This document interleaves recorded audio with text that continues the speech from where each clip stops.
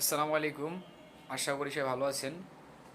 আজকে কিছু বলতে চাচ্ছি পলিটিক্স নিয়ে। নির্বাচন যেহেতু সামনে, তো এইগুলোকে বিভিন্ন দল মত বিভিন্ন কথা বলতেছে।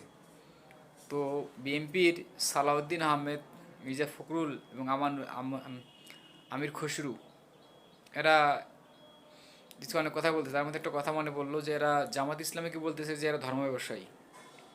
আমার প্রশ্ন হলো যে এখন নির্বাচন সামনে, সালাউদ্দিন সাহেব আপনার মাথায় এখন টুপি, আপনি এখন ইসলামী বিভিন্ন দলের সাথে আঘাত করে বলতে চাচ্ছেন যে আমরা ইসলাম বাদে কোনো ইসলাম অনুসারে দেশ চালাবো, ওলামার সাথে ভালো খাতি রাখবো, তাদের সম্মান করব, ইসলাম অনুসারে দেশ চলবে।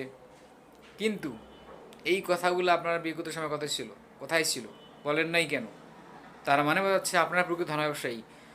এখন নির্বাচন আসলে ধর্মের দোহাই দিয়ে জনগণের কাছ থেকে ভোট নিতে চান, কিন্তু জনগণ এটা জানে যে কাকে ভোট দিতে হবে। তারা বুঝে গেছে বিগত 16 বছরে এবং আওয়ামী লীগ সরকার পর থেকে এখন পর্যন্ত যত চাঁদাবাজি, গুণ খুম হয়েছে, ধর্ষণ হয়েছে, যত টেম্পু রাস্তাঘাট দখল হয়েছে, সব অধিকাংশই 95% আছে বিএনপির লোক জড়িত।